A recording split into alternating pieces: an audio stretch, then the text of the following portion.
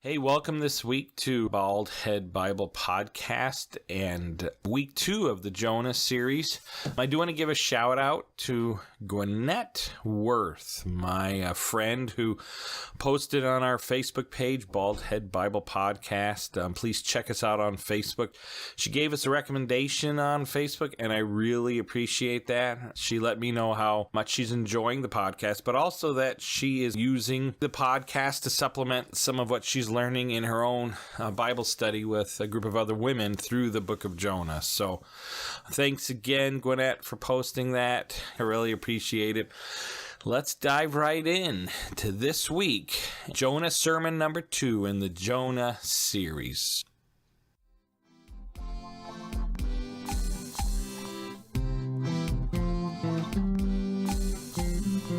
Welcome to Baldhead Bible Podcast, making the Bible come to life, featuring the expository preaching of Dr. John Katzian.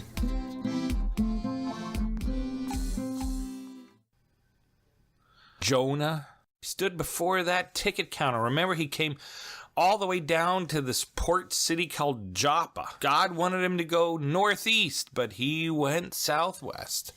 And he got as far away from God and what he wanted him to do. He went in the opposite direction, and here he is in the port city of Joppa, about to board a boat, or maybe not. And I can imagine he's standing before the ticket counter, and that ticket counter lady is saying, "Hey, which will it be, sir? Tarshish or Nineveh? Where would you like to go?" I wonder if Jonah was thinking, man, how silly it is to ignore God's call on his life. And maybe he was about to push the tickets away and, follow God's will and go to Nineveh on his own when I can imagine he saw out of the corner of his eye the headline in the Jerusalem Post, "Ninehvites slaughter thousands." And he saw there in the gift shop another bumper sticker that read, "Down with Assyrians, up with Israelians." I can imagine he sees all this and he thumps his fist. He hates the Assyrians. He hates them with a passion, and he does not want them to experience the love of God, and he does not want them to repent, and he does not want Yahweh reaching out to them. No, there is no way he's going to go there and show them his God's mercy. So he took the ticket to Tarshish, swipes his Hebrew national card, and he gets onto the boat. I can imagine Jonah walking up the plank to the boat and steps on the plank, sees the boat in front of him, looks behind. He's finally leaving Israeli soil. In his brain, he's probably thinking, I am finally leaving the presence of the Lord, because I think somehow he must have tricked himself into thinking that God is only present when you're in Israel. There's this view in that culture at the time that certain gods ruled certain territories. So the Assyrians worshiped one god, and that god ruled that territory. Certain local deities had control over certain areas, and maybe Jonah bought into that in some weird way, that Yahweh was only God over Israel, and his presence could only be found there. And now he's on the boat, a boat from Phoenicia who had a totally different other god. Maybe he thinks, I've done it. I'm away from the presence of the Lord, I can imagine he gets on the boat and he goes downstairs and begins to unpack his bags, and, he begins to do what you're supposed to do on a big boat. Rearranges the deck chairs, laid on some of them, suntan, runs to the front of the boat and leans out over the bow and yells out, "I'm king of the world," because that's what you're supposed to do on a boat, Maybe he played shuffleboard on the deck with one of the other tourists, and I can imagine he's about to score the winning point when he heard it. It was a slow rumbling. Then he looks up and he sees a dark cloud starting to form. By this point, the boat's out into the Mediterranean, and Jonah thinks he's on his way to Tarshish, far away from the presence of the Lord, when the storm comes out of nowhere, and it's the strongest wind that had ever hit that boat. It was as if someone had taken a storm and hurled it right at the boat. You know what? That's what Scripture says. In Jonah chapter 1, verse 4, it says, the Lord hurled a great wind upon the sea, and there was a mighty tempest. God hurled this wind at the boat. He is not letting Jonah run away. God hurled the storm at the boat, and he did it not to punish Jonah. He's trying to bring him back to his senses. He's saying, Jonah, no, you're going in the wrong direction. You have got to come back. You know, I think that's true in our lives, isn't it? You know, you run away from God's will. You're heading in an opposite direction. And later on, you do come back, and you can look at how God has used certain things in your life to bring you back. Maybe a wise friend. Maybe a wise Christian friend. Maybe a loss of a job. Maybe an accident. Something. And maybe it seemed horrific at the time, but God used that to bring you back because he wants to keep you on track for his plan for your life since you're his child. This is mercy, even though it seems like tragedy. And I can see that that's what's happening to Jonah here. God hurls this wind at the boat and big waves, and Jonah and the men are tossed to and fro, and this is a tempest like they've never seen. Now, I said this boat was from Phoenicia, right? Now, these are Phoenician sailors, and they are considered some of the greatest sailors, navigators, mariners of the sea of all time. But throughout this chapter, they are scared to death of this storm. They've never seen a storm like this, and if they haven't seen a storm like this, this is some pretty special storm, and so it is rocking their boat. It is knocking them all over the place. And what's Jonah's reaction? It says in chapter 1, he goes below deck, and he falls asleep. He just falls asleep. I mean, number one, how do you sleep on a rocking boat? I don't get that. But number two, Jonah knows what the problem here is. This boat's about to sink. He could solve this problem for all the men that are suffering around him. But does he? No. Does he care about any of the people around him at all? No. He's more interested in getting a snooze.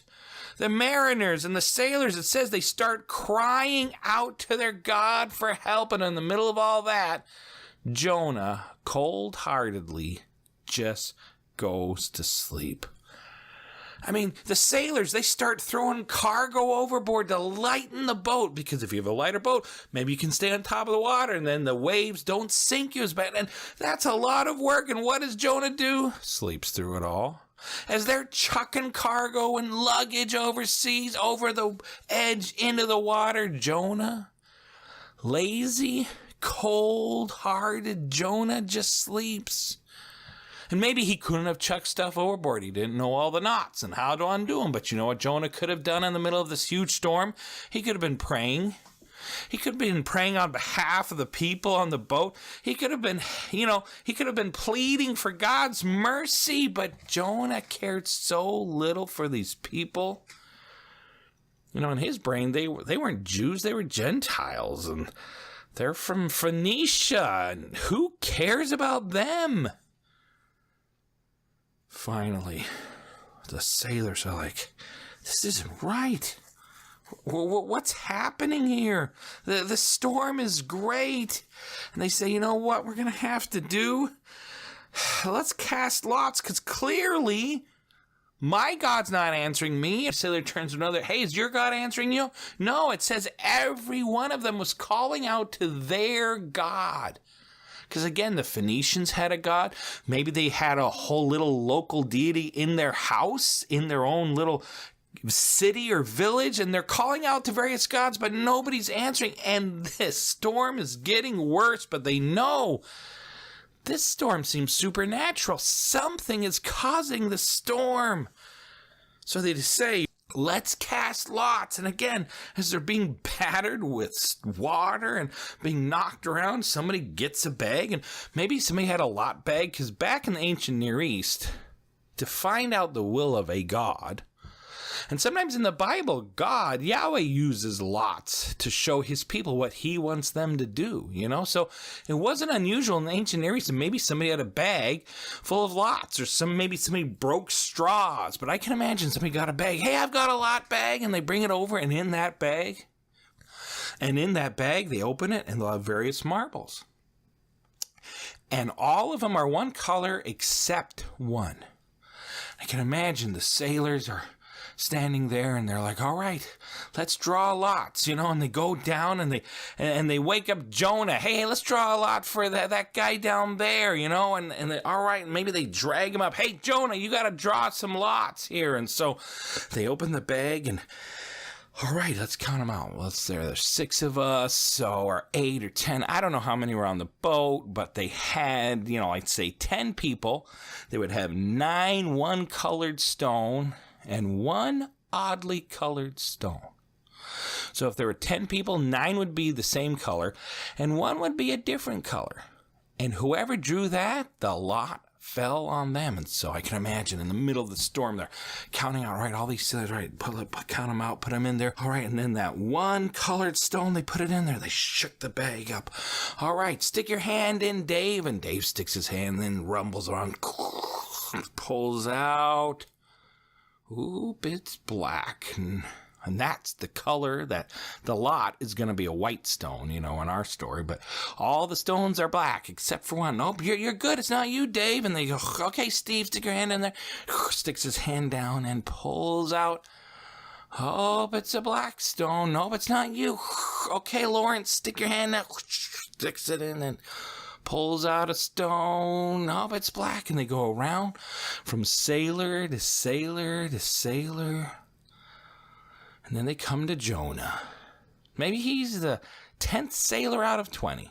Maybe he was the last sailor. I don't know, but Jonah sticks his hand down in. We're going to make him 15th out of 20. There's 5 stones left. He sticks his hand out. And he knows probably what's happening here. He knows this is his fault, and I can imagine he sticks his hand down. He's thinking, oh, I hope I don't pull out that white stone. I hope I don't pull out that white stone. He grabs the stone. He pulls it out, and it's the white stone. The lot fell on Jonah. And the sailors step back. And right away in Jonah chapter 1, they start asking him all sorts of questions. They ask him, number 1, who are you? Number 2, they go, what's your name? And he probably answered Jonah. And then somebody asks him, hey, what's your occupation? Which I think is an odd thing to ask somebody in the middle of a storm. You'd think you'd want to get quickly to the point, but you always get that one person, who likes to ask that useless question. So they ask him, according to Jonah chapter 1, who are you? What's your name? What's your occupation? And then they ask him, where are you from? Jonah steps back. And he just tells him, hey, it says in Jonah chapter 1, he says, I am a Hebrew. Right away, the Phoenicians knew, hey, he's not from Phoenicia. He's from Israel, where we just left. He goes, I'm a Hebrew. Then he says, I am the prophet of the one true God. I'm the prophet of Yahweh who created the land and the sea. Right there, Jonah shows he knew better than to think he could run away from the presence of the Lord. I mean, right there he says that I worship and I serve the living God. And I serve him. And he goes, it says there in Jonah chapter 1, verse 9, he says, I serve the Lord, the God of heaven, who made the sea and the dry land. And it says there in verse 10 that the men were exceedingly afraid. Because again, their gods were localized. Their little g gods were stuck. And today we'd probably call them demons of some kind. But sometimes a demon of a mountain, a demon of a forest, a demon of a village, a little god that was useless beyond that. They were just trying to somehow reach their God who was miles away. But here, they encounter a new God. They encounter a God named Yahweh, who is the Lord of the land and the sea. I mean, that is news to these sailors.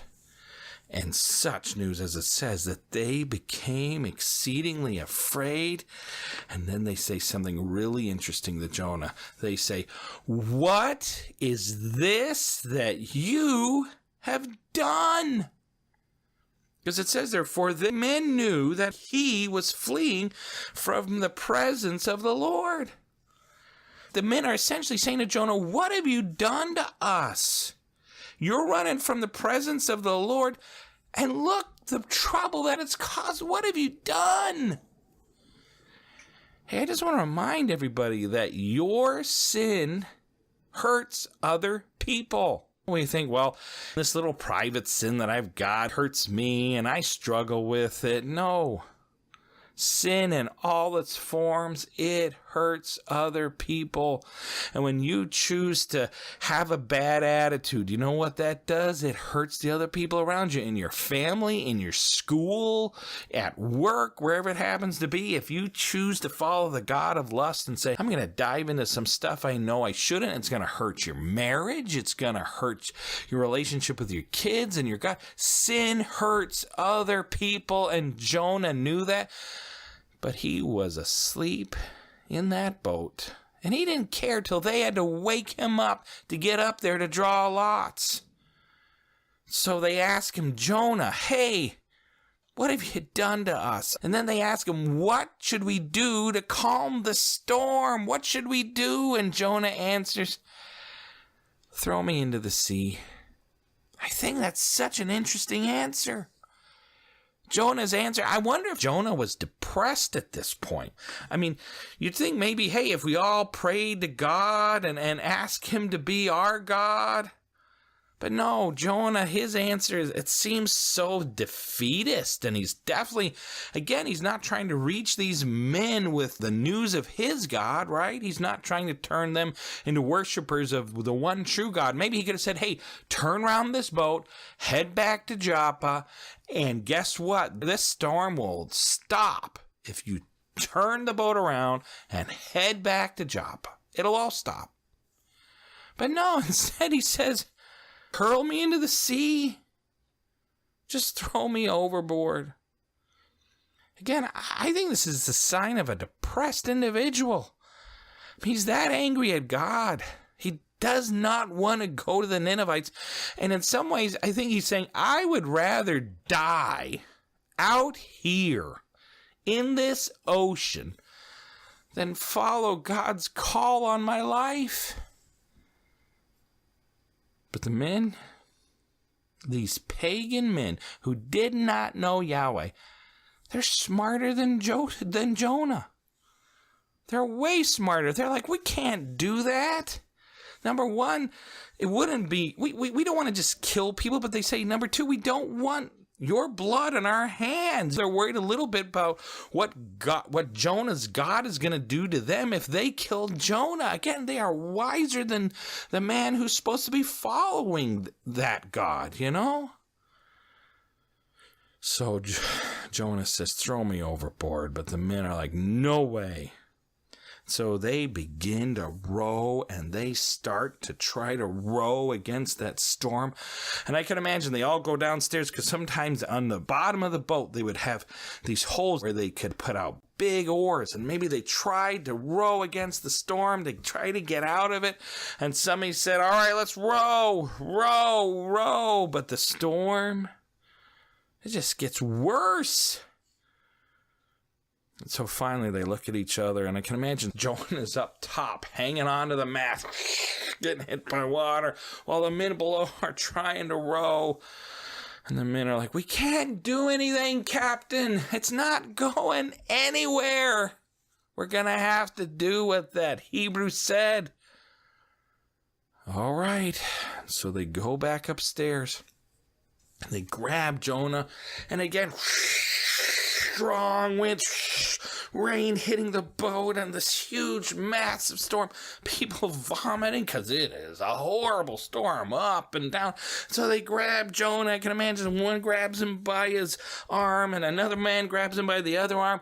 And then somebody grabs him by his leg and another person grabs him by his leg. And they all say, all right, throw him overboard. Going back and forth. And they're like, but wait, before we throw him overboard, they prayed, Lord, Yahweh. Again, these men were before this whole storm, before they met Jonah, they were worshiping another god, and now they're praying to Yahweh. And they say, Lord, in the middle of this horrible storm, Yahweh, please do not count this man's blood on our hands. You have done as it pleases you, O Lord. Please do not let us die because of this guy's stupidity is essentially what they're saying. And they go, 1, all right, 2, and then finally 3, and they watch Jonah arc into the air, and they see him in the middle of the rain, and then he hits the water, and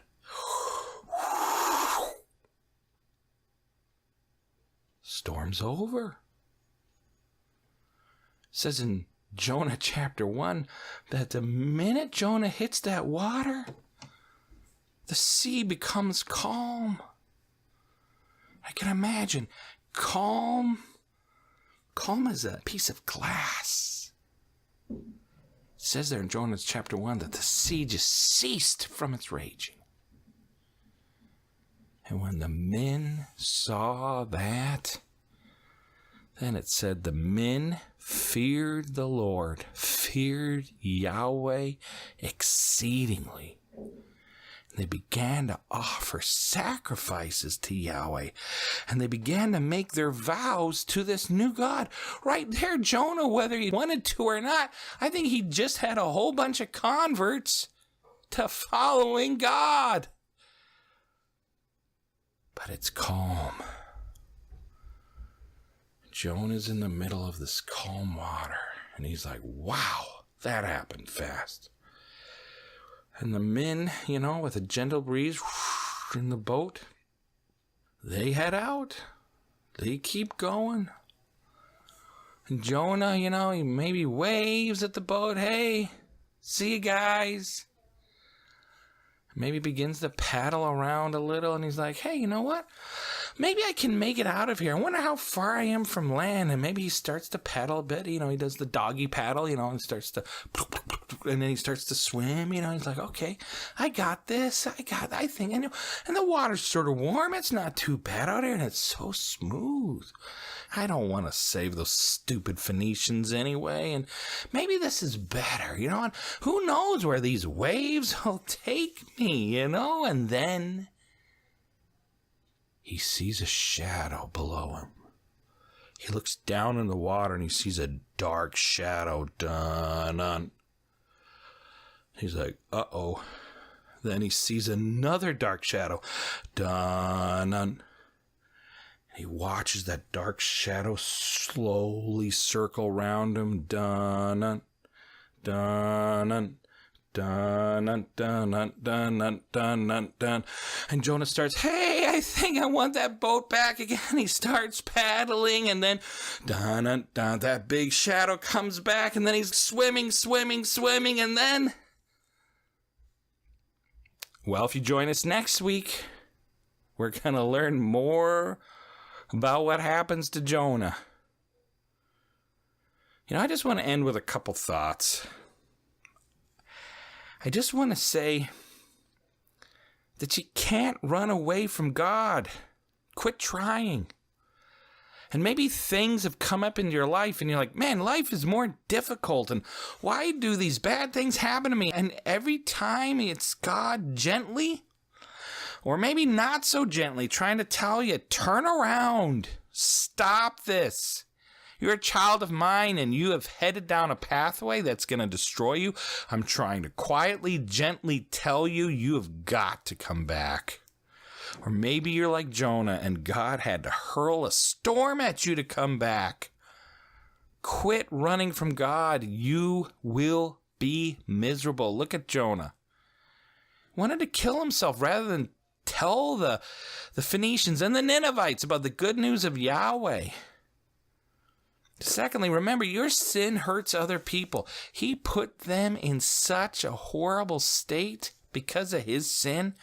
And if you're listening to this and you're one of those people running from God's call in your life, look at the people around you. Stop. Think of the ways you might be hurting them right now. And finally, I just want to say, will you show God's mercy to people around you? Or will you just selfishly hide it like Jonah? He goes down to the bottom of the boat, doesn't try to help. He could have done so much to just tell them to, hey, send me back to Joppa. He knew what the problem was. He had the truth. But he just kept it to himself. And it's a reminder to me, I have the truth. I know the truth about Jesus and who he is and how he died on the cross for my sins and for yours. And if we accept that free gift of salvation, we'll have eternity with him forever. That is great news. But do I care enough to tell other people? Do I care enough about those around me to witness, to share that truth?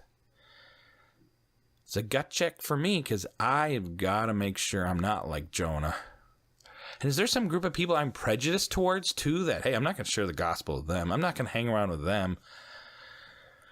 The book, the story, the character of Jonah should teach us that God loves everyone and that his gospel, his salvation is free for all.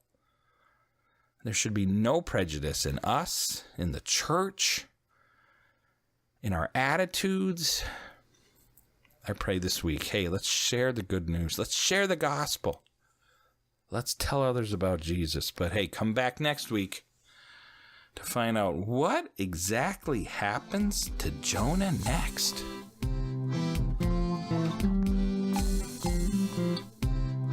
Baldhead Bible Podcast is created by Dr. John Katzian. Music composed and performed by Elijah Katzian. Edited by Lincoln Katzian. If you would like to listen to more of Baldhead Bible Podcast, please subscribe. New episodes added every week.